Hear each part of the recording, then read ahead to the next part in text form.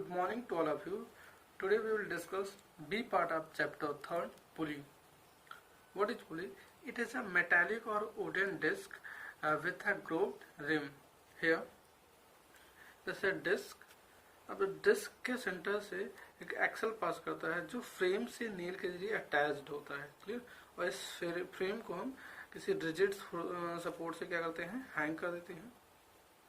अब ये जो डिस्क है, इसकी जो रिम है वो क्या होती है, ग्रोव्ड होती है, जिसमें हम कोई स्ट्रिंग या रोप के इजिली लगा सकते हैं, क्लियर। और ये डिस्क इस एक्सल के थ्रू क्या कर सकती है, रोटेट भी कर सकती है, क्लियर। और इसको हम रोटेट करना चाहें, ऐसे यहाँ से रोप लगी हुई है, तो इसको जब हम अप या डाउन करेंगे तो ये एक्सल जो है डिस्क है रोटेट करेगी। तो इस अरेंजमेंट को क्या कहते हैं, हम पुली कहते हैं, क्लियर। अब ये जो ग्रोव्ड रिम है, इसका एग्जांपल जैसे आपका जो साइकिल या कार्स के जो रिम्स होती हैं, उनमें जब हम टायर्स को रिमूव कर दें तो उसमें क्या ग्रोव्ड होता है, क्लियर, ऐसे गड्ढे टाइप का होता है, उसी को कहते हैं हम ग्रोव्ड रिम। नाउ अब इस जो सिंगल पुली है इसको हम कैसे यूज कर सकते हैं, क्लियर। तो this can be use in two veg.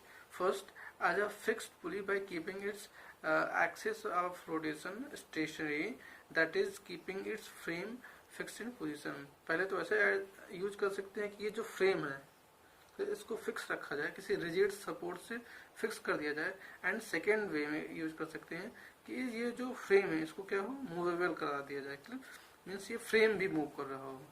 As a movable pulley by changing its axis of rotation, that is keeping the whole frame in movable. Now we study about single fixed pulley, clear. So a pulley which has its axis of rotation stationary in position is called a single fixed pulley. ऐसी पुली जिसमें axis of rotation means frame जो है वो क्या हो, fix हो किसी stationery position से, तो उस अरेंजमेंट को क्या कहते हैं हम, single fixed pulley, clear. Now mechanical advantage, velocity ratio and efficiency of a single fix पुली।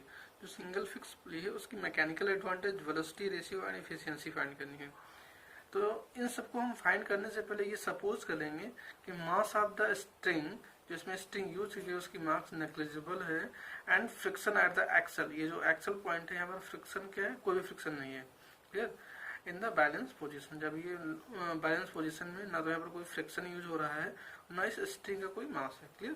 तो इस केस को एज्यूम करते हुए ऐसे केस को हम क्या कहते हैं, आइडियल केस, क्लियर।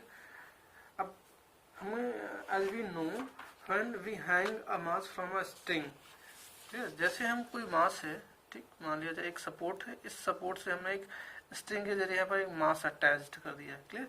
अब ये स्ट्रिंग क्या हो जाएगी, स्ट्रेच्ड हो जाएगी, तो इस केस में इसमें एक स्ट्रेच कंडीशन में एक फोर्स लगेगा जिसे क्या कहेंगे हम, tension force, clear.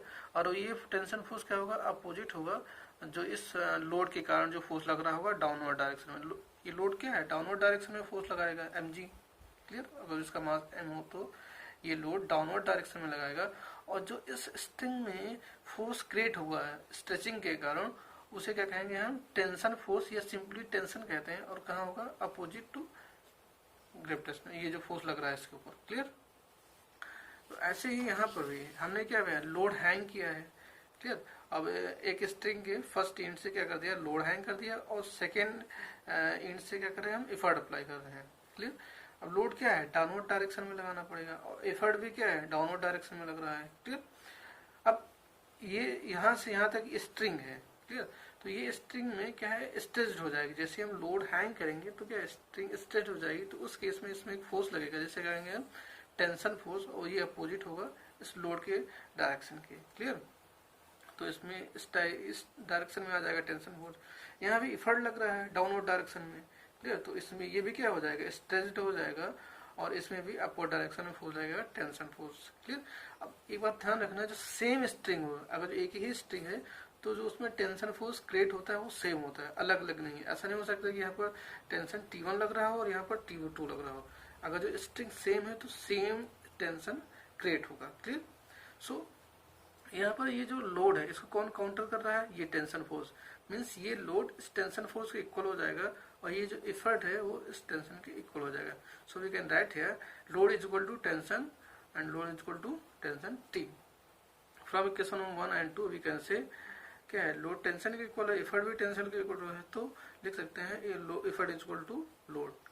Now mechanical advantage is equal to load upon effort. Load is T, effort is T, so T upon T means 1. Mechanical advantage कितना आ गया 1. Now we find the velocity ratio. Clear.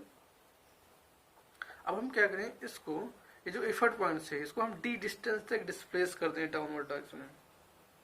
तो load क्या है, D displacement. Load भी क्या करेगा, D displacement करेगा. क्लियर. जैसे अगर जो हम डी डिस्टेंस तक इसको नीचे लेके आएंगे तो लोड भी क्या है, डी डिस्टेंस तक ऊपर जाएगा. कहने का मतलब है अगर जो इसको हम 10 मीटर तक एफर्ट को लेके आ रहे हैं 10 मीटर, तो ये भी क्या है 10 मीटर अप जाएगा. मीन्स जितना एफर्ट मूवमेंट कर रहा है उतना ही मूवमेंट क्या कौन करेगा, लोड करेगा. Clear. So we can say here the displacement of effort and displacement of load क्या होंगे, इक्वल होंगे. क्लियर. मान लेते हैं ये भी डी है और ये भी डी है. So velocity ratio is equal to DE upon DL and displacement of effort upon displacement of load, and both क्या है सेम है. So D upon D means 1. Now efficiency is equal to mechanical advantage upon velocity ratio. Mechanical advantage is 1 and velocity ratio is also 1. So 1 upon 1 means 1. या percentage में लिखना चाहे तो 100%. अब इसमें क्या हुआ, न तो हमें velocity ratio sorry mechanical advantage में कोई गेन हो रहा है, वो भी कितना आ रहा है 1 आ रहा है, एंड जो वेलोसिटी रेशियो है ये भी क्या है 1 आ रहा है. ठीक.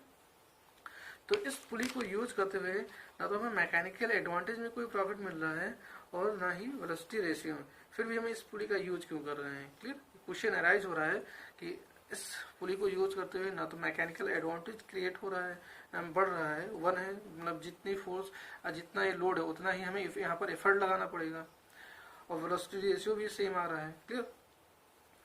तो फिर इस पुली का यूज क्यों कर रहे हैं, तो इस सिंपल आंसर ये है कि इस पुली के यूज से हम जो डायरेक्शन ऑफ फोर्स है ना, मतलब जो फोर्स डायरेक्शन है फोर्स अप्लाई करने का वो चेंज हो जा रहा है. एफर्ट का जो डायरेक्शन है क्या हो जा रहा है, चेंज हो रहा है. अगर जो वैसे इस लोड को हमें लिफ्ट करना होता तो अपवर्ड डायरेक्शन में लोड लगाते, लेकिन इस पुली के यूज से हम क्या कर रहे हैं, जो एफर्ट का डायरेक्शन वो हमने क्या कर दिया, चेंज कर दिया. Clear. So here we can say when there is no gain either in the mechanical advantage or in the speed, why then is a fixed pulley used? So your answer is a fixed pulley is used only to change the direction of effort to be applied, that is with its use effort can be applied in a more convenient direction. Okay?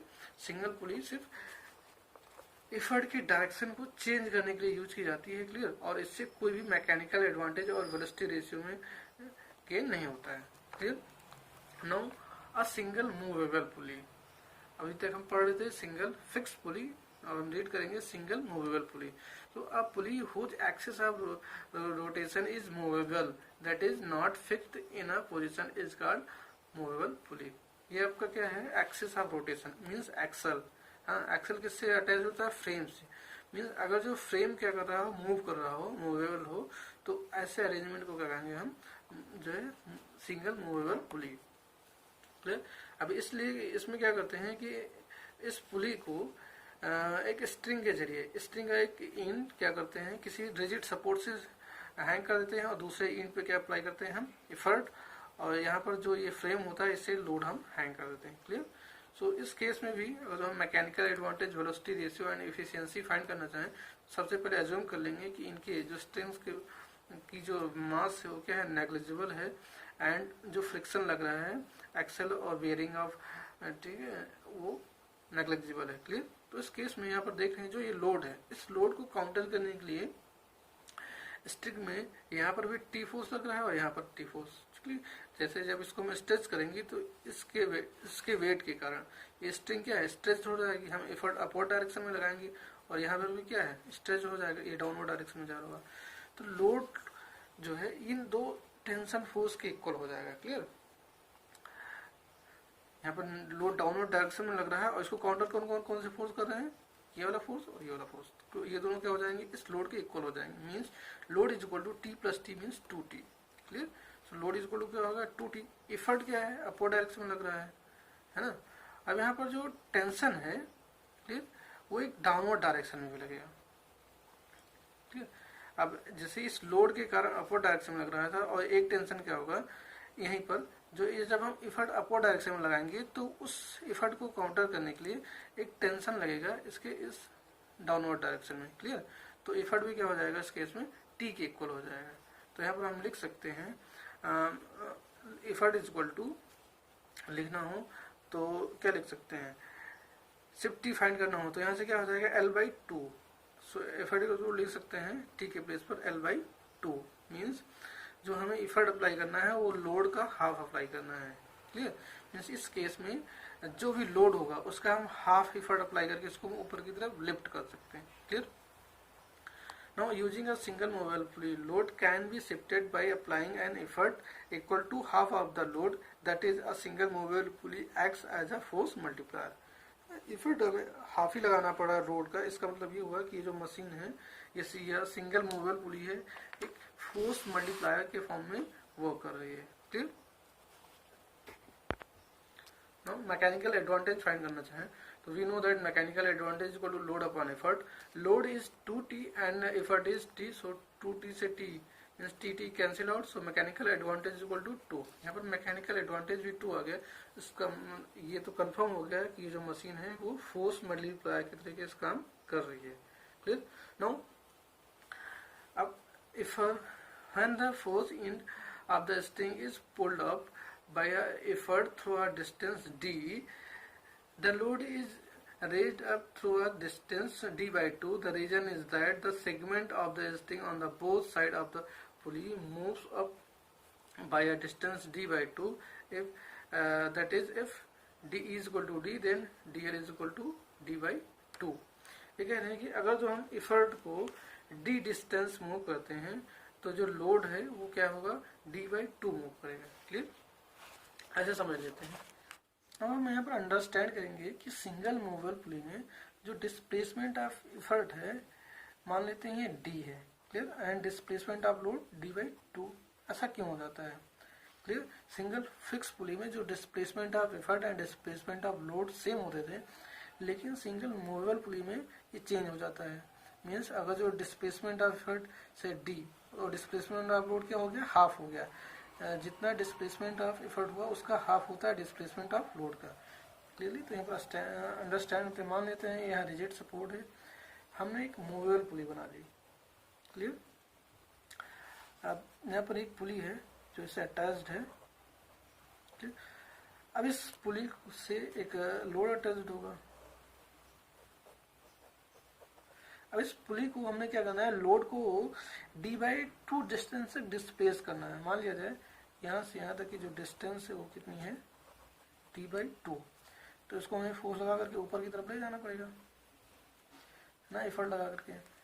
अब ये पुली इस position से इस position पे आ गई, जिसको इसको हमने क्या है फोर्स लगा करके डिस्प्लेस कर दिया है ना, इस पोजीशन तक आ गया।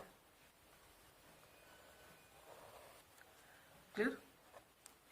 अभी यहाँ तक आ गया। इसका मतलब ये हुआ कि लोड तो डिस्प्लेसमेंट, लोड का डिस्प्लेसमेंट हो गया d/2, लेकिन इफर्ट का कितना डिस्प्लेसमेंट हुआ। जब इफर्ट का डिस्प्लेसमेंट ऐसे देखेंगे, ये जो स्ट्रिंग है ना, तो ये क्या है, ये भी मूवमेंट हुआ, ये कितना है d/2, और ये भी मूवमेंट हुआ d/2।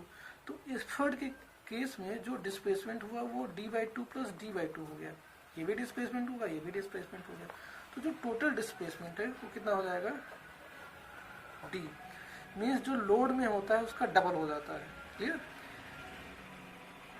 Okay, I think you can understand easily.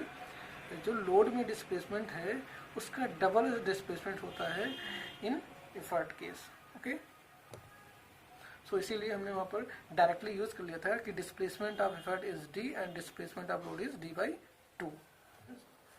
Therefore velocity ratio is equal to distance moved by effort upon distance moved by load, means dE upon dl, and dE is d and dl is d/2। सो क्या हो जाएगा यहाँ से, d upon dl/2, 2 ऊपर चला जाएगा, means d cancel out, so velocity ratio is equal to 2। Now efficiency find करेंगे तो mechanical advantage upon velocity ratio 2/2 means 1 और 100%। क्लियर? लेकिन इन सब केसेस में जो एफिशिएंसी 100% आ रही है वो इसलिए आ रही है क्योंकि हमने जो स्ट्रिंग का मास और जो फ्रिक्शन है एक्सल बिटवीन वो नेग्लिजिबल माना है। लेकिन एक्चुअल कंडीशन में जब कोई एक्चुअल मशीन होगी, रियल मशीन होगी, तो उस केस में इफिशियंसी 100% नहीं आ रही होगी, क्योंकि हम जो स्ट्रिंग यूज करेंगे या रोप यूज कर रहे हैं उसका कुछ ना कुछ वेट होगा और एक्सल के पे फ्रिक्शंस लग रहे होंगे। क्लियर? तो उस केस में मैकेनिकल एडवांटेज क्या है, इस केस में 2 से लेस हो जाएगा और सिंगल मूवेबल पुली में क्या है 1 से कम हो जाएगा। क्लियर? जो यहाँ पर मैकेनिकल एडवांटेज 1 है, क्लियर, उससे क्या हो जाएगा, कम हो जाएगा। रीजन ये है कि इनके एक्सल और ये जो रोप इसके कुछ वेट है। क्लियर? तो इसके कारण यहाँ पर मैकेनिकल एडवांटेज लेस आएगा 1 से, सो इफिशियंसी भी 100% से कम हो जाएगी 1 से लेस। और इस केस में भी जो मैकेनिकल एडवांटेज है वो 2 से लेस आएगा। रीजन ये है कि इसका कुछ ना कुछ वेट होगा और एक्सल को क्या लग रहा होगा, फ्रिक्शन लग रहा होगा। क्लियर?